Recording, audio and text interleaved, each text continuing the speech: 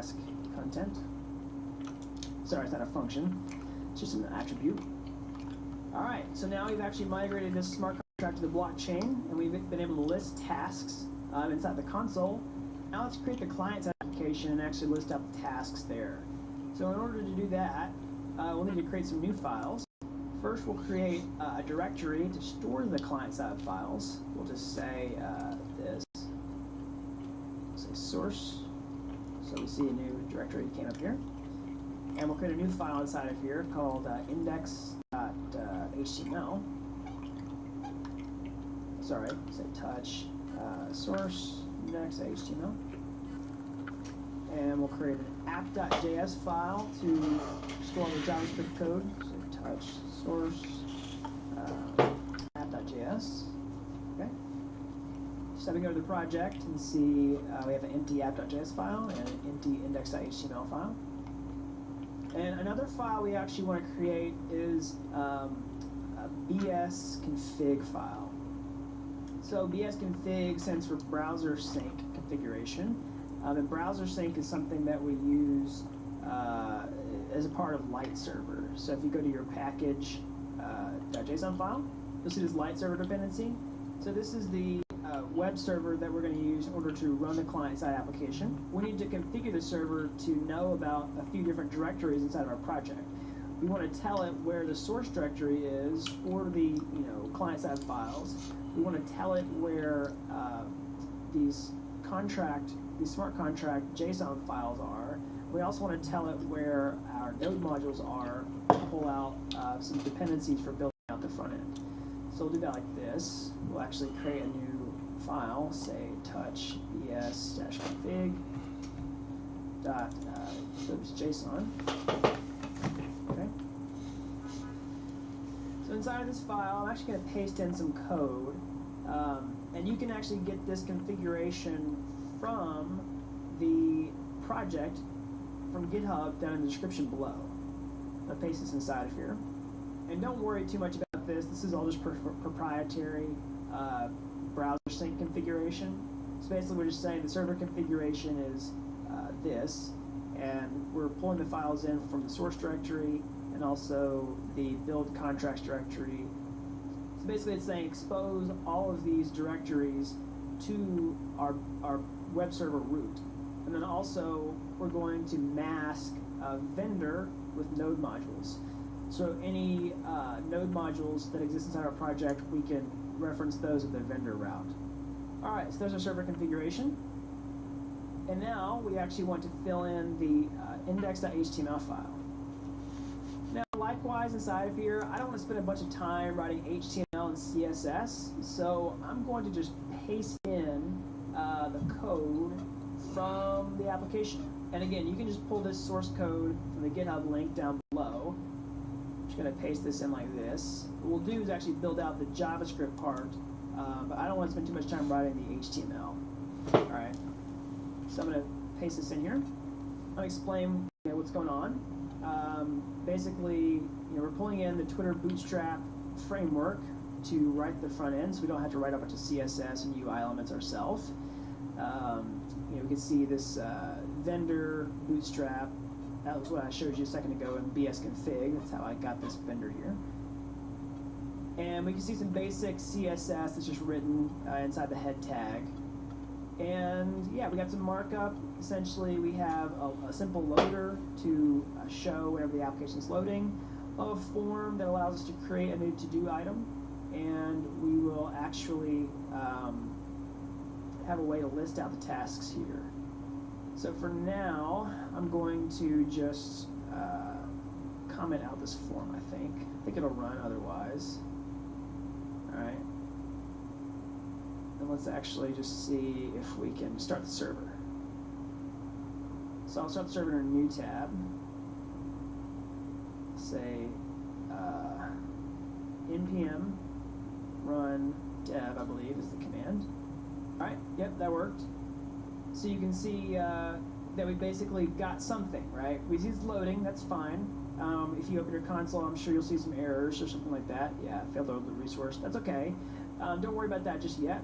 we will wire this up to actually work. But for now, I just wanted to make sure that the server is working properly, that we can see Bootstrap, right? We see this nav bar up here. We can see the DAB University to-do list. You can actually click through this link. It'll take you to my website, which is pretty cool. But yeah, so let's fill in the project and actually list out the to-dos in this client-side application. So to list the to-do items, we essentially want to fill in this unordered list. We've got two here. We have a list for the tasks and then the completed tasks. So if we have an uncompleted task, it'll go in this list, and whenever we complete them, it'll go here. But for now, they're all uncompleted, so they'll stay in this task list. All right, so in order to do that, we need to do several things inside this app.js file. This is where we'll actually create our JavaScript app that talks to the blockchain. So the first thing we'll do is actually create an app like this. Say app. So this object, okay? And we'll create a load function, and I'll actually call this async. We're going to use a lot of async functions inside this tutorial. I've been using a lot of async await pattern when loading data from the blockchain. It seems to be pretty helpful. So we'll fill this in.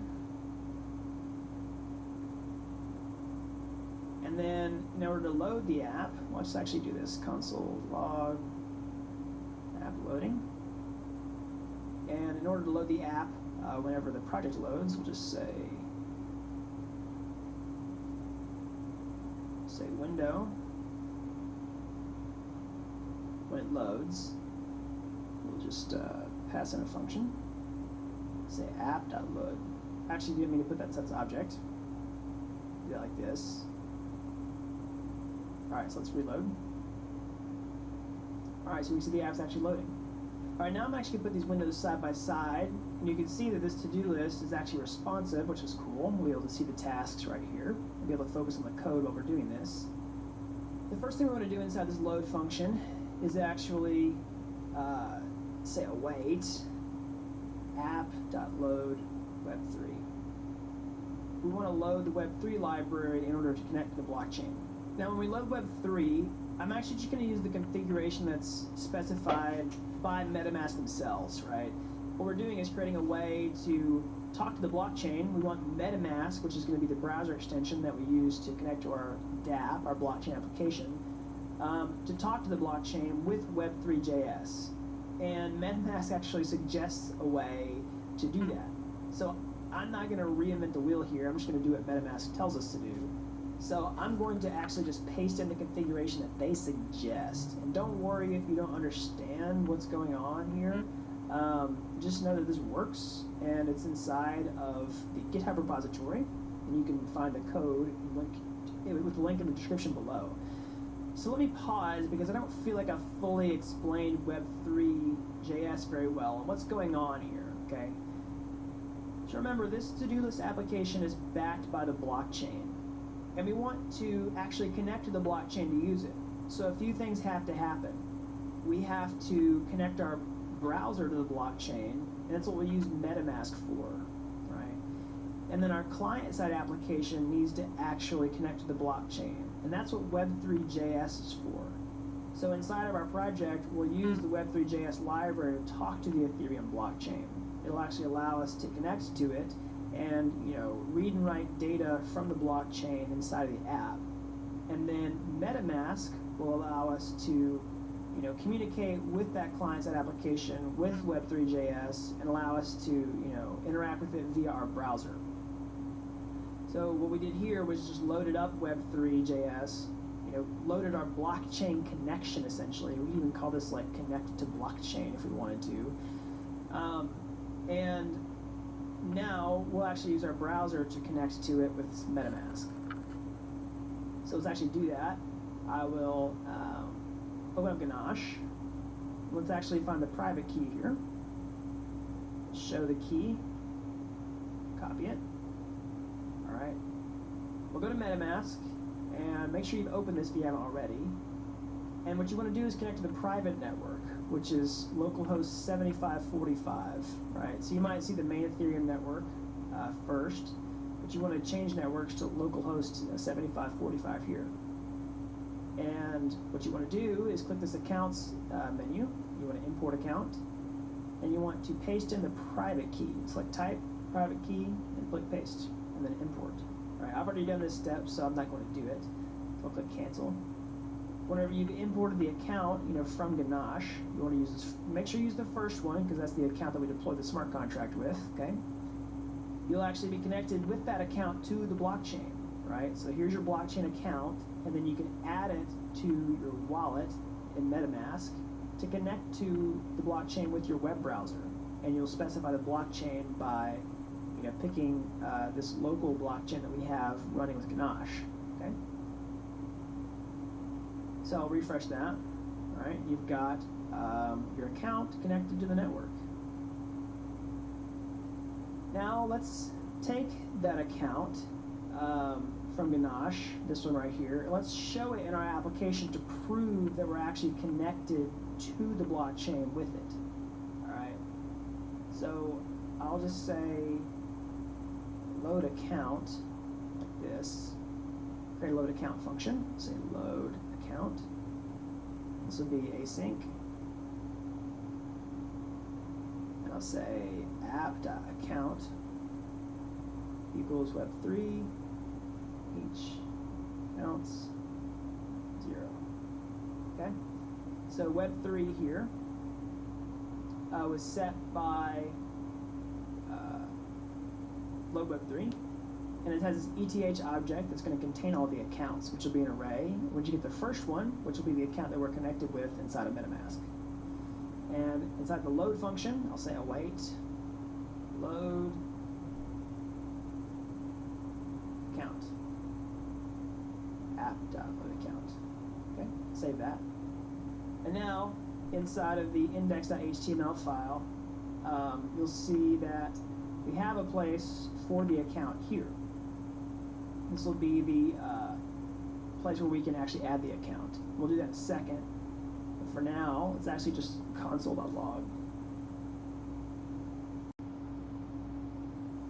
Let's see if it worked properly. All right, yep, there we go. We can see it here. We can verify that's the same account in MetaMask. So E925A, and that's E925A. All right.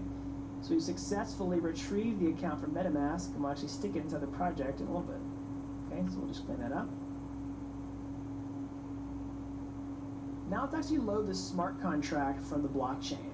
This will be the to-do list that we created, so that we can list out the tasks from the to-do lists. In order to do that, we'll say load contract.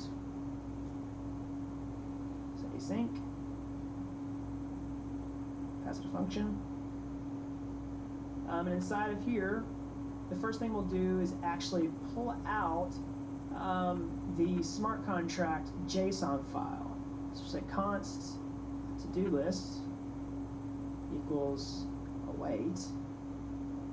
We'll say jQuery get JSON. So to-do list. Okay. So if you remember, inside the bsconfig file, we exposed the build contracts directory to the root of our project, so we can call this to-do list.json file. We're actually pulling out this file right here. And we can log it. We log it, but in order to do that, we need to call this function. Say await app.load contract. Okay.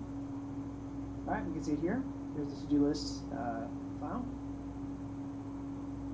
Okay, so next what we want to do is actually create a truffle contract. So a truffle contract is just a JavaScript representation of the smart contract that will allow us to call the functions on it and things like that.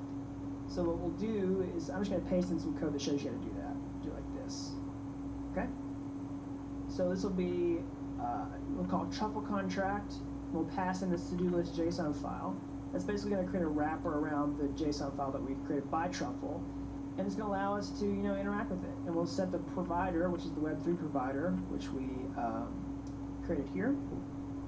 And this is basically just going to give us a copy of the smart contract in JavaScript, and it's going to tell us where it is on the blockchain. And we're going to be able to do stuff like call all the functions that we coded inside of here, like the tasks function, the task count, things like that. So let's clear this out and just save and refresh and see that everything worked. Alright, so to-do list of undefined. Let's change that. So we actually need a place to store this contracts. So we'll say this. We'll say contracts like this. We'll actually create an empty object. Okay. We'll refresh. If you guys get stuck on any of these steps, feel free to clone the repository and see the code below. Now we want to actually, get a deployed copy of the smart contract, like we did in the console. Remember we did, to-do list equals like await to-do list.deployed. We're going to do the same thing here. So we'll say app.to-do list equals await app.contracts to-do list deployed. Okay, and this is really just getting the values from the blockchain. So this is a live contract now. This is just like we did in the console. Alright, now we should have loaded our app up with a lot of data. We've connected to the blockchain, we've retrieved the account, and we've retrieved the smart contract that we created, in the previous section. So what we want to do now is actually render some information on the page. The first thing we'll do is actually render out the account that we're connected with. So first we'll just say render equals an async function. And inside of here, what I'm going to do is show the account right inside of our HTML. Okay. Remember, we got this place to show the account right here. So that's exactly what I'm going to do. I'm going to put the account inside of this. And I'm going to call the render function. So after the contracts have loaded, I'll say await app.render. Alright. In order to see this change, we'll actually need to expand the window here. Alright. You can see that the account was put in here.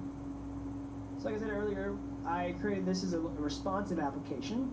And we can see the account here. But whenever we resize the window, we don't want to see that anymore, just to save some space, so we'll keep that down. But that works. And if you want to code this, with your window all the way open, feel free to do that. I'm just going to use a smaller view to save some screen real estate so that you guys can see both things happening as I'm doing the tutorial. Alright, so let's do some more things inside this render function. What we actually want to do is render the tasks. But I'm going to basically create some other logic inside of here to prevent double rendering. Alright, so what we'll do is do a couple things.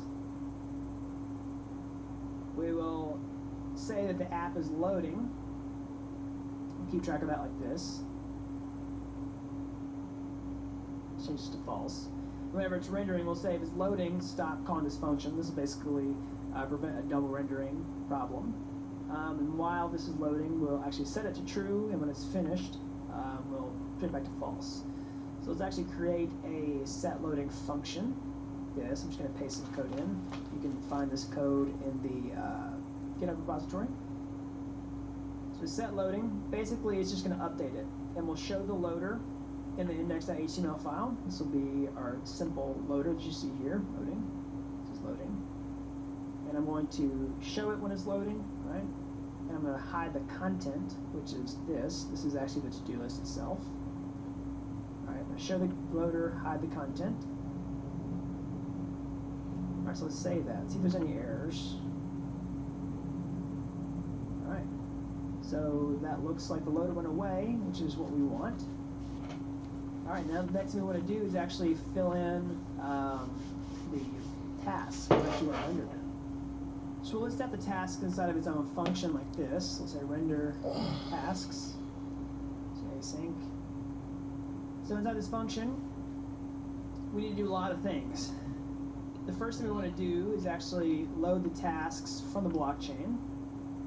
And then the second thing we want to do is actually render out each task with the task template.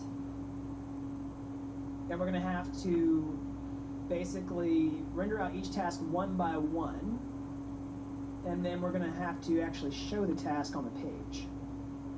Okay. So kind of a three-step process. And it's going to be a little complicated, but just bear with me and I'll show you how it works. So what we're going to do is fetch them from the blockchain. we're going to actually use this template that's created down here, this task template. It's going to have a checkbox in the content.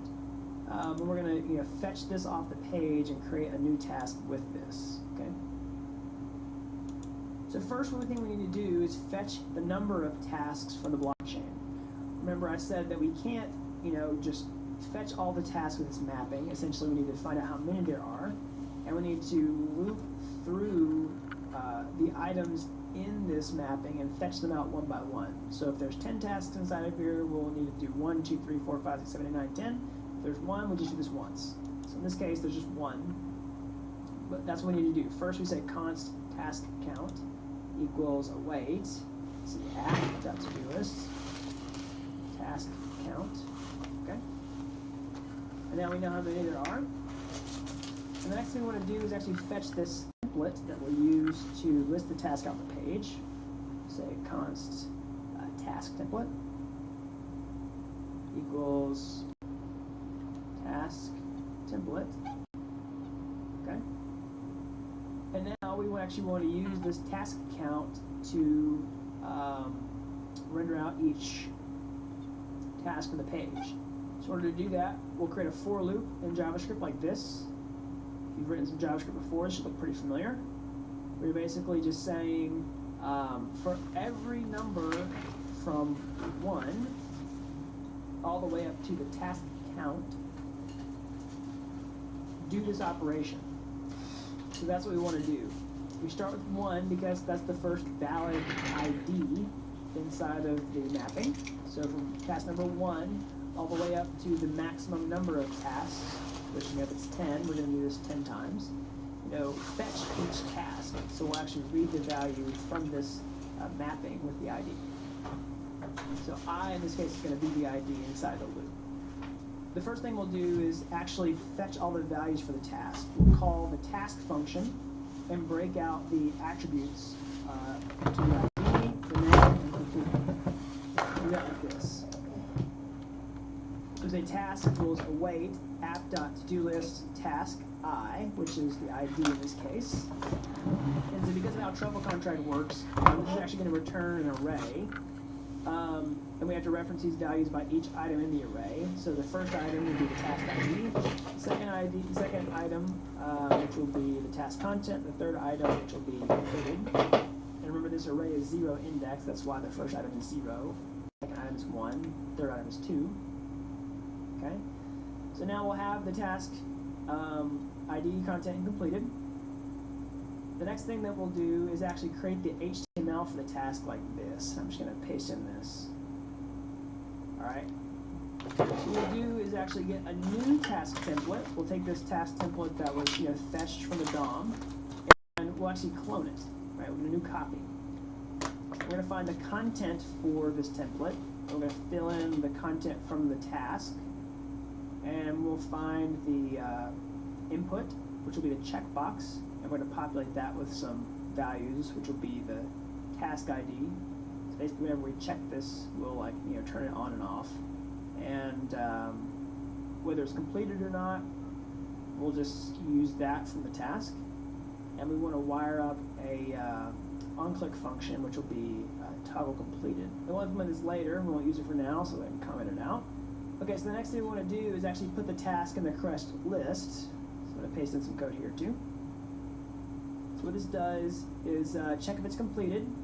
And remember, there's two lists here. There's a list for the completed tasks and a list for the, here's the completed tasks and then a list for the non-completed tasks. And if the task is completed, we'll put it in the right list. And the last thing we want to do is actually show the task.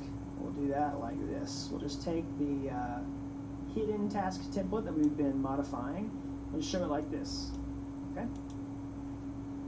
Alright, so let's actually try to call this render tasks function inside of the render function.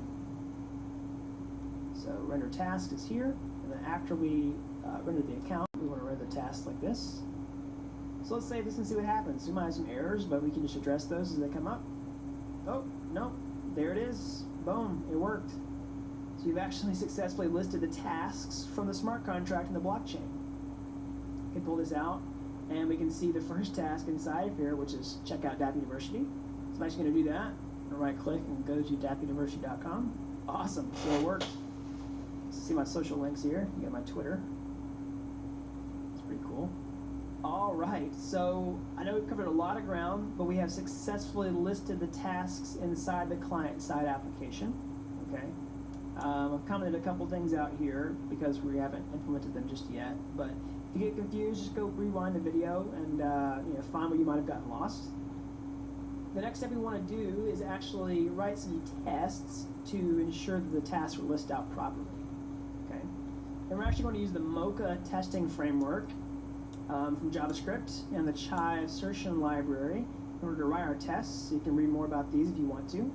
We create a new file in the test directory, say test to-do list test.js. If you go into the test directory, you can see the to-do list.test.js file here. Alright, so let's actually write a basic test to ensure that the contract was initialized properly and that it actually lists out tasks. The first thing we want to do inside of here is actually require the smart contract like this. That's very similar to our migration file pattern. We'll say contract, and we'll say to-do list. We'll pass in a function here. Alright, and we'll write all of our tests inside of this callback function. This callback function is actually going to expose all of the accounts in the blockchain, right? So all the accounts that are connected to Ganache, all these, are going to be injected inside of this variable here. This will be an array. You can read them out one by one. So the first thing we'll do is actually get a deployed copy of the smart contract with a before hook, okay? And we'll do that like this. We'll basically just say before each test runs, that's essentially what this means. We're going to pass in an asynchronous function, which will allow us to use the await keyword. We'll say this.to-do-list equals to-do-list.deploy. Okay? And before each test runs, we'll have a copy of the to-do list that's deployed to the blockchain. Now let's create our first test example. We'll just say it deploys successfully. All right, we'll use the async function because we want to use await inside of here. And the first thing we'll do is actually just get the address like we did in the console earlier. Say const address await this to-do list address. We'll say we basically just want to make sure that the address exists. So we want to check that it's not empty. So we'll do that like this. So assert not equal this address. We don't want it to be 0x0.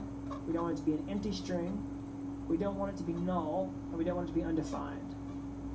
So we can check that, and that'll just make sure that the smart contract was actually put on the blockchain and that it has an address. Okay? Now we can run this test inside of Truffle like this. We just say truffle test, hit enter. All right, and it passes. Now the next thing we want to do is actually list out the tasks in the test and make sure that it works. We'll say it lists tasks.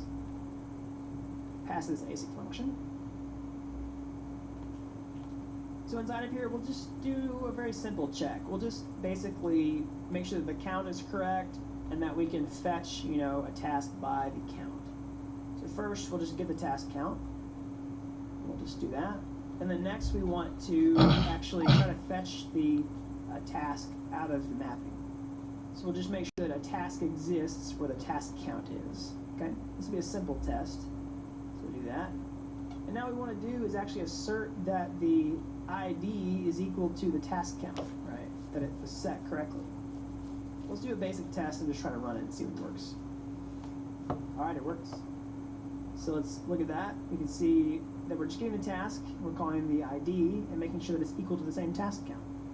Next, let's test some more values and make sure that the content is correct, that completed is correct, and that the task number is the same as we expect. So let's just do that like this. I'll paste in some examples. We'll say assert equal. Task content is this. That's the first task we set whenever we initialize the contract. We want to say that the completed is false, right? We want to say that the task count is actually 1. We want to specify that it's 1 in this case. So let's say that, run the tests. All right, passes. All right, so that concludes this section where we've actually listed out the tasks in the to-do list. I know that we covered a lot of ground. We actually created the tasks inside of the smart contract. We listed them out in the console.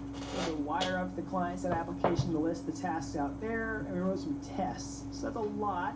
If you got confused about anything, feel free to rewind the video, paste in the code from the GitHub repository down below. And while we're here, I'm going to go ahead and commit these changes. Just say git add, and say git commit. Alright, so we've listed the tasks. The next item is to add tasks to the to-do list. We'll do this with a client-side application, and we'll write tests for it. But first, we want to change this create task function to add some additional functionality. So right now, we're calling this create task function inside the constructor to add a default task to the to-do list like this. But we want to, call this function externally from the client side in order to create tasks that way. You can also do it in the console like that. So what I'm going to do is actually add a new line here. And what I want to happen is to broadcast an event that this task was created. Let me explain that. Solidity allows us to create events that are triggered anytime something happens inside of a smart contract, and external consumers can subscribe to these events to know whenever the event happened. And events are really useful because whatever we call this create task function, we don't always know when the transaction actually completed. We don't always know when it was mined, things like that. And it can be really useful to listen to those events in order to know that it was finished. So we can create an event in Solidity. Before we call it here, we can actually declare it inside of our smart contract. We'll just do it like this. We'll go below this mapping, say event, say task created. And notice that's capitalized. Right? So semicolon here. And we'll just add some arguments to this event. Just say event ID. This will be the ID of the task that was created. A string. This is the content. And completed property. So boolean completed. Alright. So that's how we create an event inside of Solidity, right? This just means that the task created event is available to us inside of the smart contract. And I'll show you how we can actually call it. We do it like this. We use the emit keyword, emit, task created, and we pass in the arguments. So the ID here is task count, and the content, which is passed in the function, and false, because it's a new task and we haven't completed it yet. And that's pretty easy. That's how you trigger events inside of Solidity. And we can subscribe to these events, inside the client-side application or anywhere that can listen to events on a smart contract. All right, while we're here, I'm going to go ahead and actually write the tests for creating the to-do item. So I'll open the test file over here, do it side by side, and I'll just create a new example down here.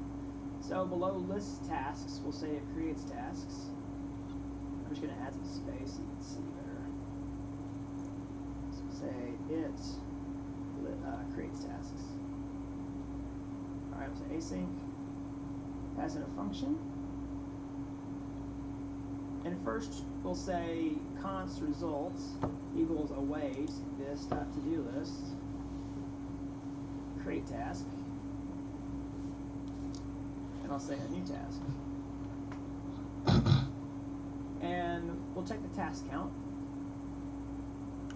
Await this.to-do list, task count. Alright, we'll fetch that. And first we'll check that the task count is the same as the spec, say 2. So that's the first thing we'll check on. We'll ensure that we created a new task and the new count is actually 2.